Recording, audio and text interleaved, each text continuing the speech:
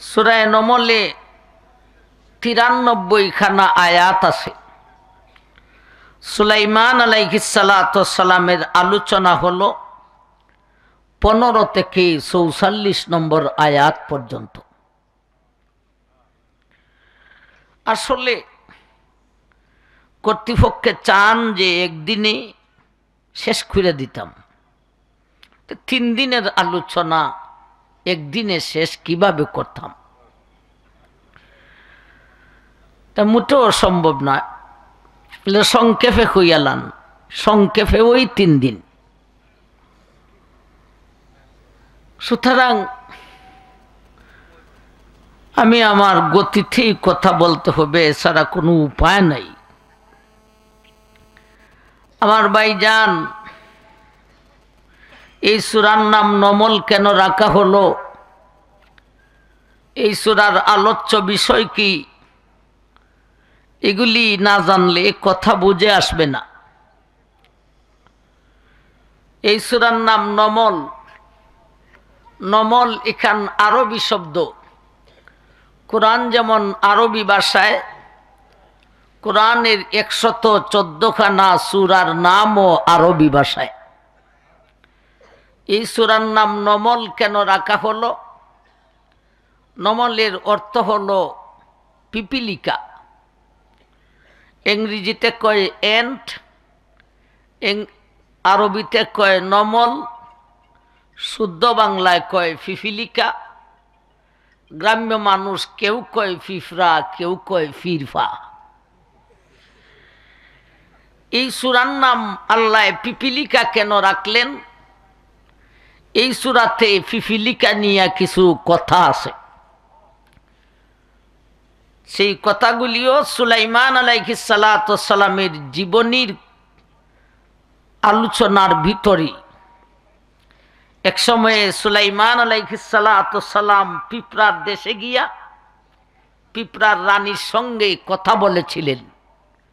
এই ঘটনা আল্লাহ এই সূরাতে আলোচনা করেছেন বিদায় সূরার নাম দিয়েছেন সূরাতুন নমল, পিপিলিকার সূরা। এটা কেমন পিঁপড়া? যেই পিঁপড়ার সাথে নবীজি সুলাইমান কথা বলেছিলেন, এত বড় বুজুর্গ পিঁপড়া। আমার ভাইজান, এই পিঁপড়ার নামে কোরআন শরীফে একখান সূরা এসে গেছে। আবার পিঁপড়াটা এটা মহিলা পিঁপড়া ছিল, বেডি পিঁপড়া। সে তার দেশের রানী ছিল। যাই হোক, এই সূরার নাম নমল কেন? যেহেতু এই সূরাতে পিঁপড়া নিয়ে কথা আছে, এজন্যে এই সূরার নাম দিয়েছেন পিপিলিকার সূরা, সূরায়ে নমল। এই সূরার আলোচ্য বিষয় বেঈমান কাফির মুশরিকেরা আল্লাহর কোরআন, আল্লাহর কিতাবকে আল্লাহর বাণী হিসাবে বিশ্বাস করত না, নাউজুবিল্লাহ। পরকালকেও বিশ্বাস করত না। কবরে যাওয়ার পরে সওয়াল জবাব হবে, কবর থেকে আবার উঠাইয়া হাসরের মাঠে নিয়ে বিচার হবে। বিচারের পরে কেউ জান্নাতি আর কেউ জাহান্নামী, এটাকে বলে পরকাল। বেঈমানরা পরকালকেও বিশ্বাস করত না। 3 নম্বরে নবীজির ছিল বড় পেরেশানি। নবীজির কিসের পেরেশানি? জনবল, ধনের বল, অস্ত্রের বল না হলে পূর্ণ ইসলাম কায়েম করা যাবে না। পূর্ণ ইসলাম কায়েম করতে হলে, ইসলামী আইন বাস্তবায়ন করতে হলে পুরাপুরি ক্ষমতা দেশের উপর থাকতে হবে। আর না হলে ইসলামী আইন বাস্তবায়ন করা যায় না। আমাদের দেশ মুসলমানের দেশ, এই দেশে ইসলামী আইন আসেনি? নাই। এই দেশের ক্ষমতা আলেমদের হাতে নয়, ঠিক না বেঠিক? ফাসিক ফুজ্জারদের হাতে ক্ষমতা, যার কারণে মুসলমানের দেশ হওয়া সত্ত্বেও ইসলামী আইন মুতাবিক দেশকে পরিচালনা করা হয় না। নবীজির পেরেশানি ছিল ইসলামী আইন বাস্তবায়ন করতে হলে, ইসলামী হুকুমত কায়েম করতে হলে পুরাপুরি দেশের উপর ক্ষমতা প্রয়োগ করতে হবে। ক্ষমতা প্রয়োগ করতে হলে জনবল, ধনের বল, অস্ত্রের বল লাগে। জনবল, ধনের বল, অস্ত্রের বল নাই, তাহলে এই দেশে ইসলামী আইন কিভাবে বাস্তবায়ন করব? নবীজির ছিল সেই পেরেশানি। তাহলে কয়টা কথা দাঁড়াইল? বেঈমানের দুইটা কথা। বেঈমানে কোরআনকে আল্লাহর বাণী মনে করে না, বিশ্বাস করে না, পরকালকেও বিশ্বাস করে না। আবার নবীজির পেরেশানি হলো জনবল, ধনের বল, অস্ত্রের বল নাই, ইসলামী আইন পূর্ণ ইসলাম কিভাবে বাস্তবায়ন করব? এই তিনটা কথার উপর এই সূরাতে আল্লাহ আলোচনা করেছেন। যদিও ঘটনা পুরাটা শেষ করতে পারবো না, তথাপিও সারা সূরায় কি আছে কিছুটা খাখা ইজমালি কিছু বয়ান আপনাদের সামনে পুরাটা সূরাতে কি আছে একটু উপস্থাপন করতেছি। প্রথম 5 আয়াতে কোরআন নিয়ে আলোচনা। কোরআনকে এরা আল্লাহর কিতাব মনে করে না, এজন্যে প্রথম 5 আয়াতে কোরআন নিয়ে আলোচনা। আর শেষে 71 নম্বর আয়াত থেকে নিয়ে 93খানা আয়াত, শেষ আয়াত পর্যন্ত পরকালের আলোচনা। মাঝখানে রইল 6 নম্বর আয়াত থেকে নিয়ে 70 নম্বর আয়াত পর্যন্ত। এখানে হলো নবীজির পেরেশানি দূরকরণের আলোচনা। এটা সুবহানাল্লাহ বলবেন না? এই কথাটা বলতে কয় মিনিট লাগছে? 2-3 মিনিট।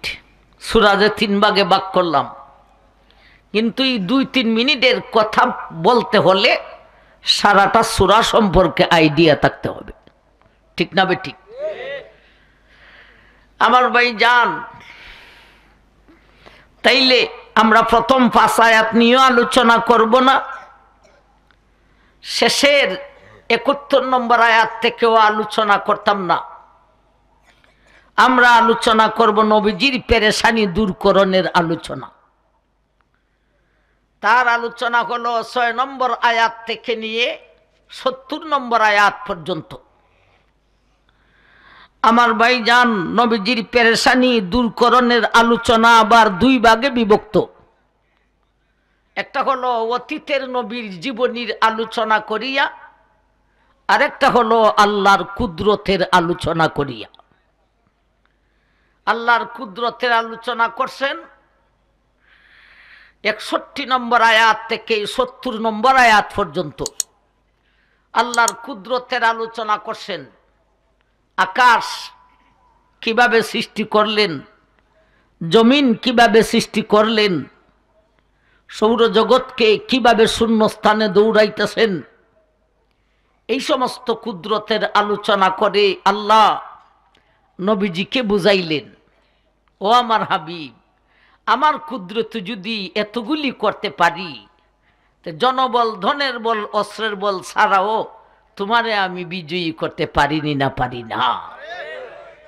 শুধু নবীজিকে বুঝানোই উদ্দেশ্য নয়, নবীজিকে বুঝানো হলো ডাইরেক্ট, আর নবীজির উম্মতকে বুঝানো ইনডাইরেক্ট। আমাদেরকেও বুঝাইতেছেন, আমাদেরকেও বুঝাইতেছেন, যদিও ক্ষমতা তোমাদের কাছে নেই, আমাদের কাছে জনবল নাই, সরকারের কাছে জনবল, পুলিশ, র্যাব, আর্মি, ঠিক না? ঠিক। ধন আমাদের কাছে নাই, সরকারি ধন, দেশের ধন সরকারের কাছে, অস্ত্র আমাদের কাছে কিচ্ছুই নাই, একটা বন্দুকও নাই। ঠিক না ঠিক? সব বন্দুক পুলিশের হাতে। আল্লাহ বুঝাইতে চান, ও আমার হাবিবের উম্মত, যদিও তোমাদের কাছে জনবল, ধনবল, অস্ত্র বল নাই, তথাপিও আমি আল্লাহ ইচ্ছা করলে জনবল, ধনের বল, অস্ত্রের বল ছাড়াই তোমাদেরকে দুশ্মনের মোকাবেলায় বিজয়ী করতে পারি। নবীজির পেরেশানি দূর করেছেন দুই ভাবে, এক তো আল্লাহর কুদরতের আলোচনা দিয়া, আরেক তো সাইন নবীর জীবনীর আলোচনা দিয়া। ছয় নবীর, প্রথমে মুসা নবীর জীবনীর সংক্ষিপ্ত আলোচনা 6 নম্বর আয়াত থেকে 14 নম্বর আয়াত পর্যন্ত। এরপরে সুলাইমান আলাইহিস সালাতু ওয়াস সালামের জীবনীর আলোচনা 15 নম্বর আয়াত থেকে 44 নম্বর আয়াত পর্যন্ত। এরপরে কিছু আয়াতে সালেহ আলাইহিস সালাতু ওয়াস সালামের জীবনীর কিছু অংশ, এরপরে কিছু আয়াতে হযরত লূত আলাইহিস সালাতু ওয়াস সালামের জীবনীর কিছু অংশ। হয় নবীর জীবনী। আমার ভাইজান, এই 4 নবীর জীবনীর মধ্যে 3 নবীরই জনবল, ধনের বল, অস্ত্রের বল ছিল না। মুসা নবীরও ছিল না, সালেহ নবীরও ছিল না, লূত আলাইহিস সালাতু ওয়াস সালামেরও ছিল না। অথচ আমি আল্লাহ জনবল, ধনের বল, অস্ত্রের বল ছাড়া আমার মুসা, আমার সালেহ, আমার হুদকে পরাশক্তির মোকাবেলায় আমি আল্লাহ বিজয়ী করেছি। যেই ফেরাউনের বয়েতে মুসা নবী দেশ ছাড়িয়ে চলে গেছিলেন শুআয়ব নবীর দেশে মাদায়েনে, সেখান থেকে একটা হাতে লাঠি নিয়া বড় ভাই হারুনকে সাথে নিয়া ফেরাউনের সংসদের ভিতরে গিয়া ফেরাউনকে বলেন, হে ফেরাউন, তুই বল লা ইলাহা ইল্লাল্লাহ। মুসা নবী বিজয় হইলেন নি? বিজয় হয়ে গেলেন। 3 নবীর জীবনী আসছে জনবল, ধনের বল, অস্ত্রের বল ছাড়াই বিজয়। আর একলা নবী আছে, ইনি হলেন সুলাইমান নবী, যার জীবনী আপনারা কর্তৃপক্ষে বলতেন শুনাইতাম। এই সুলাইমান নবীকে আমি আল্লাহ জনের বল, ধনের বল, অস্ত্রের বল দেওয়ার মতো দিয়া বিজয় করেছি। 3 নবীর জীবনীতে পাওয়া যায় জনবল, ধনের বল, অস্ত্রের বল সারা বিজয় করেছি। আর 1 নবীর জীবনীতে পাওয়া যায় জনের বল, ধনের বল, অস্ত্রের বল এমন দেওয়া দিছি জগতের কেউরে দেই নাই, দিয়া আমি বিজয় করেছি। আল্লাহ কি বুঝাইতে চান? এ আমার হাবিব, এ আমার হাবিবের উম্মত, দেই না রাখো, বিজয়ী হওয়ার জন্যে জনবল, ধনের বল, অস্ত্রের বল শর্ত নয়, আমি দিয়াও পারি, না দিয়াও পারি। 3 নবীরে না দিয়া বিজয় করেছি, আর 1 নবীকে দিয়া বিজয় করেছি। আমি আল্লাহর মানসা, আমার ইচ্ছা হইলেই বিজয় করতে পারি। আমরা এই 4 নবী থেকে কয় নবীর জীবনী জানতাম? একজন, তিনি কে? খ নম্বর আয়াত থেকে খ নম্বর পর্যন্ত, 15 থেকে 44 পর্যন্ত। খালি সুলাইমান নবী আর রানী বিলকিসের কিচ্ছা শোনাইলি তুই তো আল্লাহ কি কিচ্ছা গাইছেন? কারণ না, কোন উদ্দেশ্যে দিছেন বুঝাইছেন এই কথাটা। কোন উদ্দেশ্যে আল্লাহ আসলে একটা ওয়াজ করছেন, ওয়াজকে বুঝাইতে গিয়া একটা ঘটনা ছাড়ছেন। ঘটনা বলাটা আল্লাহর উদ্দেশ্য নয়। সুলাইমান নবীর জীবনীটা আসলো কিভাবে, এই কথাটা না বুঝাইলে মনে করবেন কোরআনে মনে হয় কিচ্ছা হই। এই সূত্রে সুলাইমান নবীর জীবনীর আলোচনা আসে। আমার ভাই, 15 থেকে 44 নম্বর আয়াত পর্যন্ত যাইতে হলে 3 দিনই লাগবে সংক্ষেপে। এসছে আর সংক্ষেপ করা যায় না। আর বিস্তারিত আলোচনা করতে হলে তফসির সহকারী অন্তত 1 মাসের প্রয়োজন হবে। আর একটু জোরে করি না, জোরে না কইলে আপনাদের প্রতি কোনো দাবি নাই। কারণ যে রাত্রি হইছে, এখন আপনারা চুপ করে বসতেও পারেন, হু হা নাও করতে পারেন, যাইতেও পারেন, আপনার কোনো দোষ নাই, সব দোষ আমার। আসলে আল্লাহ যারে যেখানো যে টাইমে পৌঁছানো আল্লাহর উদ্দেশ্য, বন্দা যতই চেষ্টা করুক এর আগে পৌঁছা সম্ভব না। আপনারাও চেষ্টা করছেন, কর্তৃপক্ষ ফেরেশান হইছেন, আপনারা আর কর্তৃপক্ষ নিয়া যৎকান ফেরেশান হইছেন, আমি একা এর চাইতে কম পেরেশান হইনি। আল্লাহরই মানসা এই টাইমে যাইতাম। আসুন আমরা 15 নম্বর আয়াত থেকে সুলাইমান আলাইহিস সালাতু ওয়াস সালামের জীবনীর আলোচনা যতটুক পারি কিছু করি। ওয়ালাকাদ আতাইনা দাউদা ওয়া সুলাইমানা ইলমা ওয়া ক্বালা আলহামদুলিল্লাহিল্লাযী ফাদ্দালানা আলা কাসীরিম মিন ইবাদিহিল মুমিনিন। এই 15 নম্বর আয়াতকে দুই ভাগে ভাগ করেন। ওয়ালাকাদ আতাইনা দাউদা ওয়া সুলাইমানা ইলমা, প্রথম অংশ। ওয়া ক্বালা আলহামদুলিল্লাহিল্লাযী ফাদ্দালানা আলা কাসীরিম মিন ইবাদিহিল মুমিনিন। এই হলো দ্বিতীয় অংশ। 15 নম্বর আয়াতের প্রথম অংশটা আগে বুঝি। ওয়ালাকাদ আতাইনা দাউদা ওয়া সুলাইমানা ইলমা। ও দুনিয়াবাসী, আমার দাউদ আর সুলাইমানকে ইলম দান করেছিলাম। আমার দাউদ আর সুলাইমানকে ইলম দান করেছি। আর এক আয়াতে বলছেন ওয়ালাকাদ আতাইনা দাউদা ওয়া সুলাইমানা ইলমান ওয়া হিকমা। আমি আল্লাহ দাউদ আর সুলাইমানকে ইলমও দিয়েছি, হিকমতও দিয়েছি। এখন তো বোঝার দরকার, আগে চিনতে হবে দাউদ আর সুলাইমান কে, আর ইলম আর হিকমত কি দিলেন, এরপরে শুনতে হবে। ঠিক না ঠিক? কথা শুরু হইছে না হইছে না? তাফসীরের কিছুটা অংশ তো যাইতাম। দাউদ আর সুলাইমান রে ইলম আর হিকমত দিছি। দাউদ আর সুলাইমানের পরিচয়টা আগে নেওয়ার দরকার, এরপরে ইলম আর হিকমত কি দিলেন বুঝার দরকার। তাইলে 15 নম্বর আয়াতের প্রথম অর্ধেক শেষ হইব। দাউদ আর সুলাইমানকে চিনতাম আমার ভাই। অতীতে বনি ইসরাইল আমালিকা কর্তৃক নির্যাতিত হয়েছিল। দাউদের পরিচয় দেওয়ার জন্য বলতেছি। এরা এক নবী পাইল, হযরত শামুয়েল আলাইহিস সালাতু ওয়াস সালাম। তিনি হলেন নবী। তখন সেই দেশের রাষ্ট্রপ্রধান ছিলেন হযরত তালুত। জনগণ নবীর কাছে আইসা বলে, নবী আমরা তো আমালিকাদের হাতে নির্যাতিত হয়েছিলাম, এখন তো আমরা একজন নবী ভাইছি, সুতরাং আমরা চাই এরার সাথে জেহাদ কইরা আগের বদলাটা লইতাম। নবী শামুয়েল বললেন, ঠিক আছে, জেহাদ করতে চাইলে আমি তো আর বাধা দিব না, তোমরা জেহাদ করতে চাও করো। তাইলে আমাদের কমান্ডার কে হবে? নবী শামুয়েল বলবেন, তোমাদের কমান্ডার হবে বাদশা তালুত।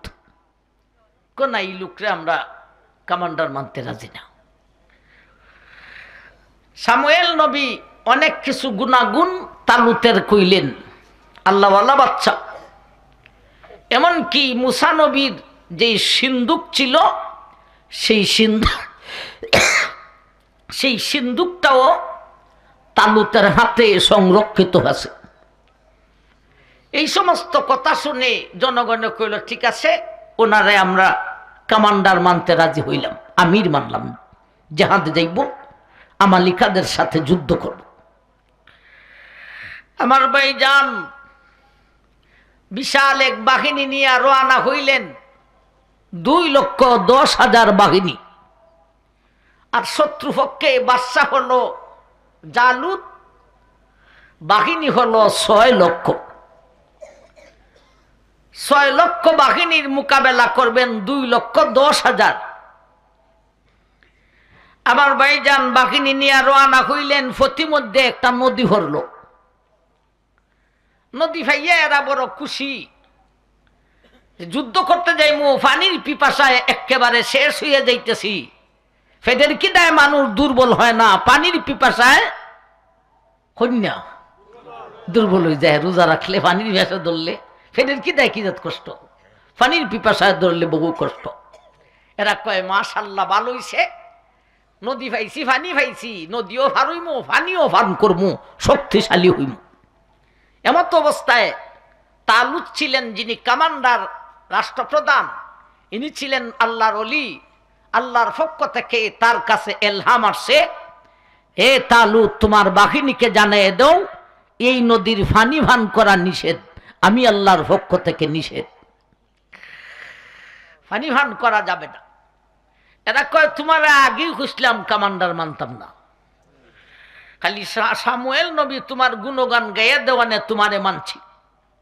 আমরা যে যুদ্ধ করতাম পানির পিপাসায় দুর্বল হয়ে গেছি, নদী পাইছি পানি পান করবো, নদীর পানি পান করা হালাল, তুমি এটা না করো কেন? আমার আল্লাহ এলহামে জানাইছেন, আমি তো তোমাদের আমির, আমি জানাই দিলাম। 2,10,000 বাহিনীর মধ্যে মাত্র 600 জন ছাড়া বাকি সবটি পানি পান করে লিছে। পানি পান করার সঙ্গে সঙ্গে, পানি পান করলে কি হয়, পানির পিপাসা দূর হয়, ঠিক না বেঠিক?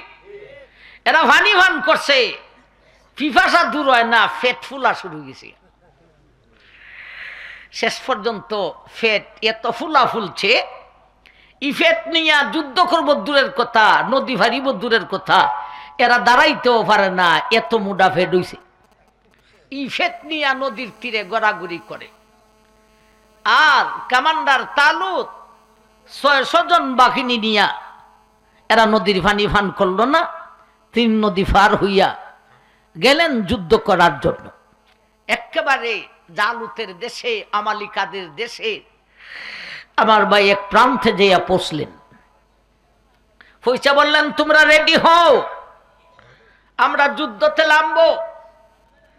আমার ভাই যান, এরা সব রেডি হলো। এমত অবস্থায় কমান্ডার তালুতে বলেন, তোমাদের মধ্যে এমন একজন ব্যক্তি কি আছে যে একজন ব্যক্তি 6 লক্ষ বাহিনীর ভিতরে ঢুইকা বাদশা জালুত, দুশ্মনের বাদশা জালুতকে শেষ করে দিতে পারবে? এরা হাসে, কয় তোমার আগেই খুঁজলাম, কমান্ডার মানতাম না। তুমি কমান্ডার হইয়া আসছো 2,10,000 নিয়া, সব নদীর তীরে ফিরে রইছে, আইলাম 600 জন। তো 600 জন এই 6 লক্ষের মোকাবেলা করি, আর তুমি এখন এই 600 জন থেকে একজনে যাইয়া 6 লক্ষ দুশ্মনের বীরের ভিতরে ঢুকা এদের বাচ্চা জালুতকে শেষ করে দিত, এটা কি সম্ভব? এমত অবস্থায় একটা ছেলে বাইরেছে এই 600 জন থেকে, বাহির হইয়া কয়, জি হ্যাঁ ইনশাল্লাহ আমি 6 লক্ষ বাহিনীর ভিতরে ঢুকা জালুতকে ধ্বংস করে দিব। তুমি ধ্বংস করে দিবে? বাদশা তালুতে বলল, মুসলমানের কমান্ডারে বলল, এই কাজ যে করবে তার জন্য পুরস্কার আছে। কি পুরস্কার? বাদশার, মুসলমানের কমান্ডার তো বাদশাও, তার সন্তান মাত্র একটা কন্যা। হয় আমার যে এই কাজটা করবে আমার কন্যাটারে তার কাছে বিয়া দিমু, আর আমার রাজ্যের অর্ধেকের মালিক তারে বানাই দিম। একটা ছেলে বের হইছে, বিয়া শাদী করে নাই, নৌজওয়ান, কয় জি হ্যাঁ ইনশাল্লাহ আমি 6 লক্ষের ভিতরে ঢুইকা বাদশা জালুতকে শেষ করে দিব। বাবা তুমি শেষ করে দিবে? কি আছে তোমার কাছে এমন অস্ত্র? কয় ও তো একটা কুত্তা, বেঈমান তো কুত্তা থেকে আরো বাদ। কুত্তারে মৌলায় দুজক দিত না, বেঈমান রে দুজক জ্বালাইব। এই কুত্তারে মারার জন্য আবার অস্ত্র লাগে নাকি? ওর হাতে একটা ব্যাগ, কয় আমার থলির ভিতরে 3টা পাথরের টুকরা আছে, এটাই যথেষ্ট। আল্লাহু আকবার। এখন তালুতে কমান্ডারে জিজ্ঞেস করলো, বাবা তোমার পরিচয়? কয় এখানে আমার আরো কয়েকজন আপন ভাইও আছেন, আমার নাম হলো দাউদ। একবার জোরে সোরে বলুন সুবহানাল্লাহ। দাউদকে আর সুলাইমান রে চিনাইবার জন্য তুই কথা বলতেছি, এই কথা না বইলে কেমনে সামনে বাড়তাম? আমার নাম দাউদ। আচ্ছা বাবা ঠিক আছে, সামনে বাড়ো। ব্যাগের ভিতরে 3টা পাথরের টুকরা নিয়ে সামনে বাড়ছে। বাদশা জালুতের কাছে যাইতে 3টা গেট আছে, 3 গেট ফাড়ি দিয়া 6 লক্ষ বাহিনীর ভিতর দিয়া যাইতে হবে। প্রথম গেইটে তিনি গেলেন। লোকজন জিজ্ঞাসা করে, তুমি কি চাও? আমি চাই তোমাদের বাদশা জালুতকে হত্যা করতাম, শেষ করে দিতাম। তুমি একা ওই? আমি একা ওই। তোমার কাছে কি অস্ত্র আছে? কই কুত্তাটারে মারার জন্য আবার অস্ত্র কি লাগে? আমার থলির ভিতরে, ব্যাগের ভিতরে 3টা পাথরের টুকরা আছে। এরা চাইছে তারে শেষ করে দিত, এখানেই মাইরা ফেলাও। আর কতকজনে কয়, আরে শুন, মারার দরকার নাই, আমরার বাদশা জালুতের কাছে আগে খবরটা পৌঁছাই দিই, দেখি উনি কি বলে। ওনার কাছে খবর গেছে, একটা লোক আইছে ব্যাগের ভিতরে 3টা পাথরের টুকরা নিয়া 6 লক্ষ বাহিনীর ভিতরে ঢুইকা জাহাপনা আপনাকে শেষ করে দিব। কইতেলে লোকটাকে তোমরা মাইরো না, আমার কাছে পাঠাও, একটু কৌতুক করি। বেটা গেট পাস ফাইলিছে, 6 লক্ষ বাহিনীর ভিতরে ঢুকা সহজ হইছে নি। 3 গেট ফাড়ি দিয়া বাদশা জালুতের সামনে দাঁড়ানো। তুমি কি চাও?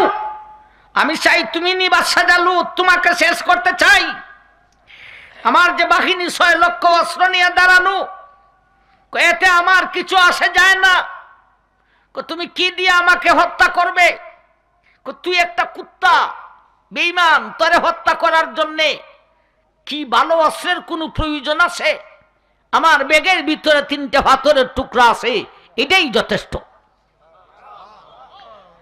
6 লক্ষ বাহিনী অস্ত্র নিয়ে দাঁড়ানো, বাদশার কোনো ভয় আছে একটা লোকের সাথে? আচ্ছা ঠিক আছে, তাহলে তোমার পাথর দিয়ে কি করতে হয় করো তো দেখি। একটা পাথর হাতে লইয়া এমনি চতুর্দিকে ঘুরাইয়া মারছে। দাউদ যেমনে ঘুরাইয়া দিছে, এত ভয় লাগছে, 6 লক্ষ বাহিনী অস্ত্র ফালাইয়া চতুর্দিকে উইটা লইছে দৌড়। একটা পাথর মারছে, জালুতের কপালে দিয়া ঢুকছে, মাথা দিয়া বের হয়েছে। আরেকটা পাথর মারছে, বুকে দিয়া ঢুকছে, ফিটি দিয়া বের হয়েছে। আরেকটা পাথর মারছে, নাভি দিয়া ঢুকছে, কোমর দিয়া বের হয়েছে। জালুত সেখানেই শেষ। আমার ভাইজান, ইনি হলেন দাউদ। আল্লাহু আকবার। আল্লাহ বলেন, ওয়ালাকাদ আতাইনা দাউদা ওয়া সুলাইমানা ইলমা। ও বিশ্ববাসী, আমার দাউদ আর সুলাইমানকে ইলম আর হিকমত দান করিয়াছিল। দাউদ তালুত কমান্ডারে মেয়েটাও বিয়া দিছে, অর্ধেক রাজত্বর মালিক বানাইও দিছে।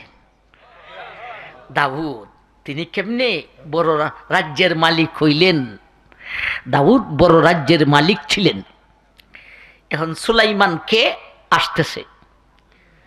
দাউদ তিনি রাষ্ট্রপ্রধান হয়ে গেলেন। এইবারে বিয়াও করলেন বাদশার মেয়ে। আবার তিনি যখন 40 বৎসরে উপনীত হলেন দাউদ, আল্লাহ সেই দাউদকে নবুয়তিও দান করলেন। বাচ্চাও নবীও। আমার ভাইজান, নবীরা বিয়া করতে পারে কতটা? হই না আপনারা? কতটা বিয়া করতে পারে? যতটা ইচ্ছা। কন্যা কতটা করতে পারে? যতটা ইচ্ছা। দাউদ আলাইহিস সালাতু সালাম ৯৯টা বিয়া করলেন, ১০০ বাকি হইতে কত? ১। আমার ভাইজান, এইবারে বাদশা নামক একজন মহিলা, এই মহিলার স্বামী হলো আউরিয়া। আউরিয়া এক জাহাদে গিয়া তিনি শহীদ হয়ে গেলেন। এরপরে এই আউরিয়ার বিবি বেগম বাদশা, সুন্দরী তো সুন্দরী, বহু বড় দিনদার। অনেকে যারা নবী নিয়ে সমালোচনা করে এমন কিছু ভ্রান্ত আকীদা পোষণকারী আসেনি না? আছে না? এরা কয় দাউদ নবী আউরিয়ার বেগম সুন্দরী রে বিয়া করার জন্য আউরিয়ারে জেহাদ হাডাইয়া শহীদ করাইলিছে। নাউজুবিল্লাহ। অথচ তিনি জেহাদে নিজে গেছেন, জেহাদে শহীদ হয়ে যাওয়ার পরে দাউদ আলাইহিস সালাতু সালাম তার বিবি বাদশাকে বিয়া করতে চান না। বাদশায় নিজে প্রস্তাব পাঠাইছে এই মহিলায়, আউরিয়ার বিবি বাদশা সে নিজে দাউদের কাছে প্রস্তাব পাঠাইছে, ও আল্লাহর নবী দাউদ, আমার স্বামী জেহাদে গিয়া শহীদ হয়ে গেছেন, আর আপনার ৯৯টা বেগম আছে, আর একটা বেগম হইলে ১০০ পূরণ হইয়া যায়। যদি আপনি আমাকে বিয়ে করে ১০০ পূরণ করে নিতেন, আমি দাউদ নবীর বিবি হইতাম, পারতাম, আমার ভাগ্যটা বড় হইত। দাউদ নবী ইচ্ছা কইরা করছেন না বিডি নিজে প্রস্তাব দিছে? নামটা কি বিডির? না, জামাইর নাম আউরিয়া, স্বামীর নাম আউরিয়া, বিডির নাম বাদশা। বাদশা না, বাচ্চা। বাচ্চা খুব বড় দিনদার আল্লাহওয়ালা। এই বাচ্চা নামক মহিলাকে বিয়ে করে ১০০ নম্বর কৌটা পূরণ করলেন। তাইলে দাউদ নবীর ১০০ নম্বর বিবির নাম কি? বাচ্চা। এই বাচ্চার সব বিবি থেকে বাচ্চা হইছে। এই বাচ্চা থেকে আরো কয়েকজন বাচ্চা হইছে। এই কয়েকজনের মধ্যে দাউদ নবীর সবচাইতে ছোট ১৯ ছেলে একবারে ১০০ নম্বর বিবির কুলে, আবার ১০০ নম্বর বিবিরও শেষ ছেলে, সেই ছেলেটাই হলো সুলাইমান। আমার ভাইজান, তাইলে সুলাইমানের আব্বাও জানলেন, আম্মাও জানলেন। আব্বাকে দাউদ আর আম্মাকে বাচ্চা। এই হলো দাউদ আর সুলাইমানের সংক্ষিপ্ত পরিচয়। ওয়ালাকাদ আতাইনা দাউদা ওয়া সুলাইমানা ইলমা।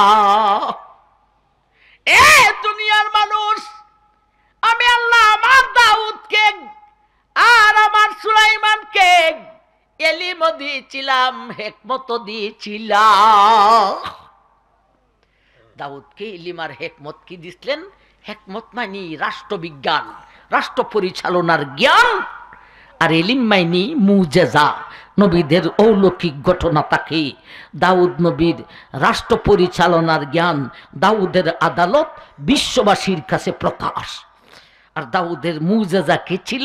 অলৌকিক ঘটনা অনেকগুলির মধ্যে উল্লেখযোগ্য 2টা ছিল। কইতাম নি 2টা। ওয়াসাখখারনা মাআ দাউদাল জিবাল, মাআ দাউদাল জিবালা ইউসাব্বিহিনা ওয়াত-তাইর। ওয়ালাকাদ আতাইনা দাউদা মিন্না ফাদলাক ইয়া জিবালু আবিবি মাহু ওয়াত-তাইর। এ দুনিয়ার মানুষ, আমার দাউদের একটা মুজিজা ছিল রে, তার মধুর কণ্ঠ। এমন কণ্ঠ পৃথিবীর বুকে আর কাউকে দেওয়া হয় না। পৃথিবীর সর্বযুগের সারা বিশ্বের সমস্ত নারী পুরুষের মধ্যে কণ্ঠের সিরিয়ালে সবচাইতে ঊর্ধ্বে ছিলেন কে? দাউদ। তবে দাউদের উপরে আর একজন আছেন। উনি কে? জি, আপনি আমার নবী, বিশ্ব নবী, আকায়ে নামদার, তাজদারে মদিনা, মুহাম্মদুর রাসূলুল্লাহ সাল্লাল্লাহু আলাইহি ওয়াসাল্লাম।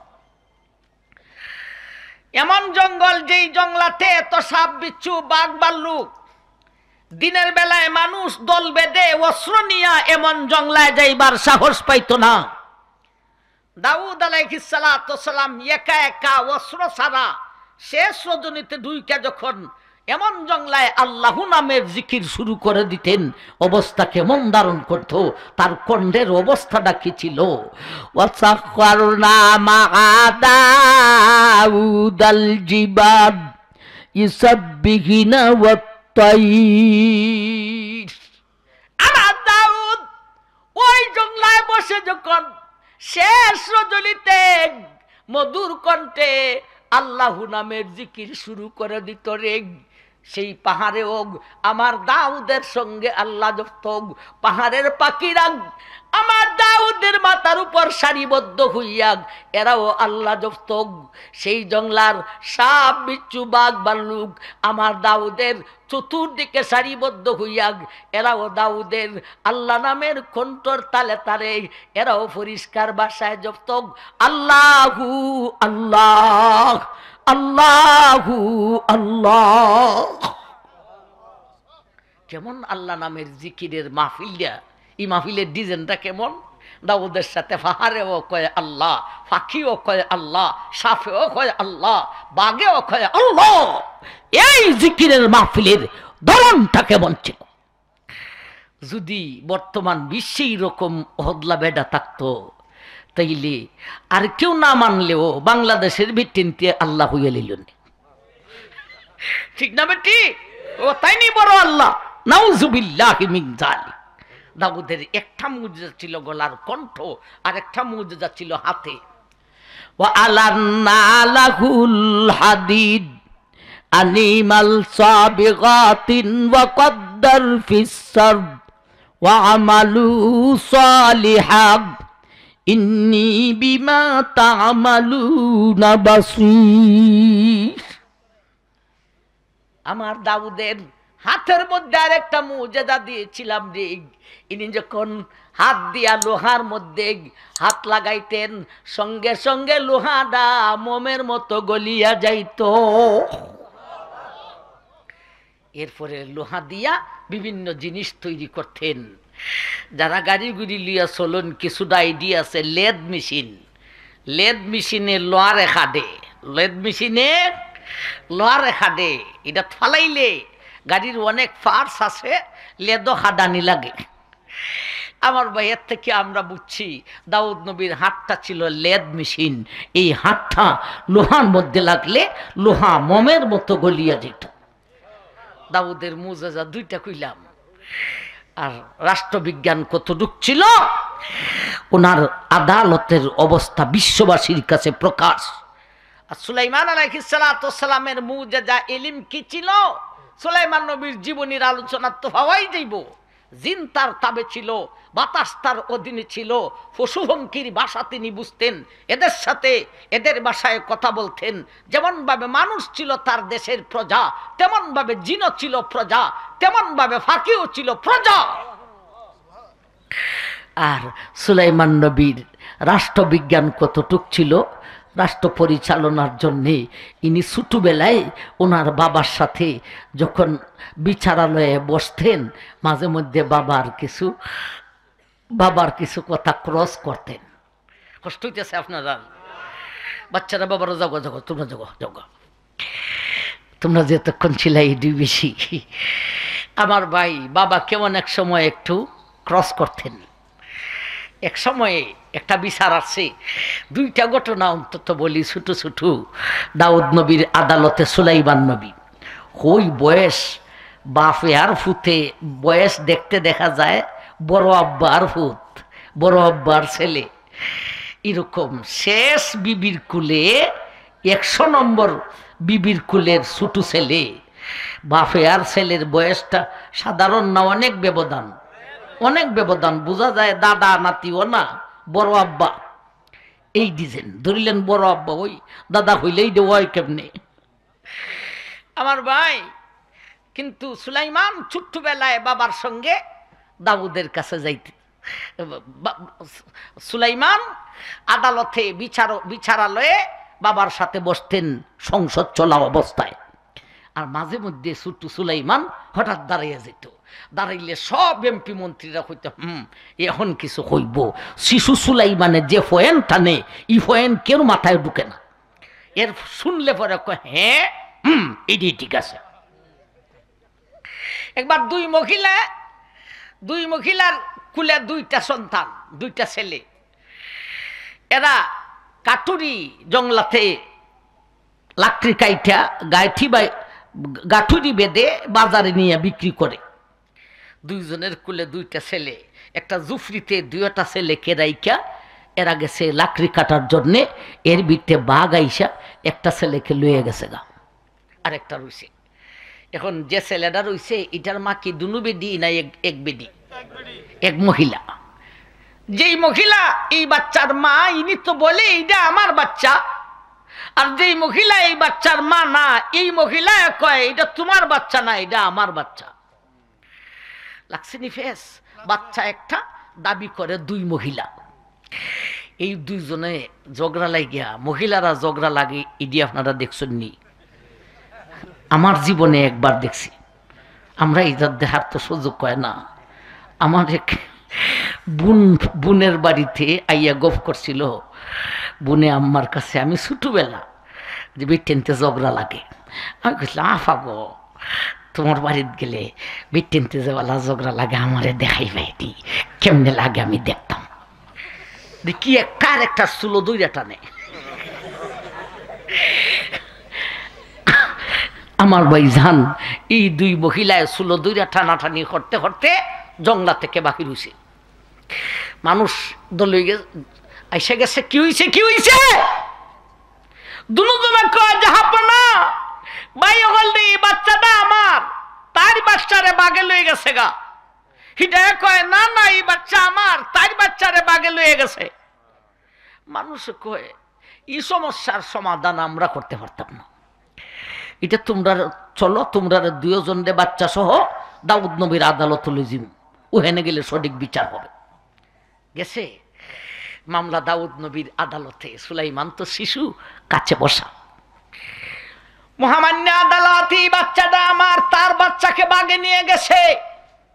এই মহিলা দাঁড়ায় কয় মহামান্য আদালত, এই বাচ্চাটা আমার, তার বাচ্চাকে বাগে খেয়ে ফেলেছে। দাউদ নবীর আদালত কয় ই ফয়সালা আমি কি করব? আদালত যখন নীরব হয়ে গেছে, সুলাইমান শিশু দাঁড়াইছে। সব এমপি মন্ত্রীরা এখন জাগাত গেছে হইব। সুলাইমান বলেন মহামান্য আদালত, আব্বাজি আমাকে পারমিশন দিলে এই বাচ্চাটা কার, কোন মহিলার, আমি এটা বের করে দিব। ঠিক আছে ঠিক আছে বাবা দেও। তিনি জাল্লাদের কানে কানে যেয়ে বললেন আমি কইমু দুই টুকরা কইরালা, তুই তলোয়ার লইয়া হাক কইরা আগাইবে, সাবধান কূপ দিবে না। এবার ঠিক আছে যা দাউদ নবীর আদালত যাও, একটা ডিম দিয়া 420টা মুরগি হয়ে যায়। হ্যাঁ আমি সব বুঝাইমু, চল দাউদ নবীর আদালতে। ফেডুকার মালিকে দাউদ নবীর আদালতে গেছে। এই ডিমওয়ালায় কয় শুনেন, একটা ডিম থেকে একটা বাচ্চা হবে, একটা মুরগি হবে। আর মুরগিরা 6 মাস পরে বাচ্চা দেয়। তো 6 মাস পরে মুরগি বাচ্চা দিলে নিচের পক্ষে 20টা দেয়। তো 6 মাস পরে একটা ডিম থেকে একটা মুরগি হবে, আর এই মুরগি থেকে 6 মাস পরে আরো 20টা মুরগি হবে। তাইলে আসল দায়াল নতুন প্রজন্ম মিলাইয়া 20 আর 21, আরো 6 মাস রয়েছে না, 1 বছর। এখন 21টা যখন আর 6 মাস পরে আরো 20টা করে দিবে, 21 আর 20 পূরণ দিয়া দেখেন ওইব 420। এই হলো 420টা মুরগির মূল্য দিতে হবে। দাউদ নবীর আদালত বলে হিসাব তার ঠিক আছে, এফেটুক যাও, ফয়সালা হয়ে গেছে, 420টা মুরগির মূল্য দিয়ে দাও। এফায় না এক ডিম খাইতো আর 420টা মুরগির মূল্য কই থেকে দিত। দাউদ নবী আদালত তো ফয়সালা হয়ে গেছে। এ খান্দে আর যায় আর খান্দে কয় একটা ডিম খাইবার পাই না, 420টা মুরগির মূল্য কই থেকে দিতাম রে। খান্দে আর যায়। সুলাইমান আলাইহিস সালাতু সালাম আস্তে কইরা সংসদ থেকে বের হয়ে গেছেন।